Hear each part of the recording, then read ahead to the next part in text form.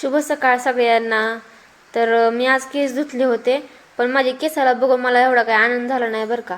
कारण माझी केस आता काहीच नाही आहेत. मी शाळेत कॉलेजला होते त्यावेळेस माझे केस खूप छान असे मोठे पण होते आणि जाड पण वेणी पडायची माझी. पण आता जसं देवांश झालंय ना तेव्हापासून माझ्या केसाची पार वाट लागली आणि त्यात अजून माझे केस पांढरे आहेत. त्याच्यामुळं माझी केसात मला काही आवडे रुचीच नाही. आणि मला मेहंदी लावून केसाला बसायचं दिवसभर म्हणलं का नाही तर लय कंटाळा येते. त्याच्यामुळे मी मेहंदीच लावत नाही, लय टाळत असते मेहंदी लावायची. टी व्हीमध्ये हिरोईनला बघितलं की वाटतं त्यांची केस किती छान आहेत आणि काय वापरत असतील ती. पण त्यांचा विचार सोडा आणि आता चला लागा आपल्या कामाला. आणि शेवटी बाईच आहे, लागले कामाला. थोडं दुर्लक्ष केलं स्वतःपासून आणि म्हणलं आता या आपल्या आपल्या लाईनला. मग इथं तांदूळ धुवून टाकले, 2-3 पाण्यानं स्वच्छ धुतले आणि कडक ऊन पडलेलं होतं म्हणून इथं तांदूळ वाळायला घातले.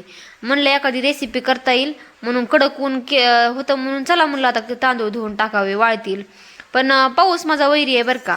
पावसाला माझ्या मधी मधी करायचं लय पडलेलं असतं. त्याचा माझा ना 36चा आकडा आहे. कुठं जायचं म्हणलं की तो लगेच हजर होणार. आणि आता एवढं कडक ऊन पडलं म्हणून वाळू घातलं तर बघा पावसानं हाजरी लावली. सगळ्या अंगणामध्ये पाणी होऊन बसलं आणि मला सगळे तांदूळ गोळा करून आणावे लागले. आणि आता एवढं सगळं साफ करायचं आहे बरं का अजून. आणि माझ्या मागं पाऊस येतोय म्हणून माझा आवाज येतो असा येतोय बरं का, ते इग्नोर करा. इथं सगळी कामं आवरून घेतली आणि ते शेंगदाणे भाजायला घेतली. तर छोट्या देवांसाठी मला शेंगदाण्याचे लाडू बनवायचे होते म्हणून शेंगदाणे भाजून ठेवले. देवांसाठी खाऊ बनवला आणि आणि सगळेजण इथं थोडा वेळ पिक्चर बघत बसलोत.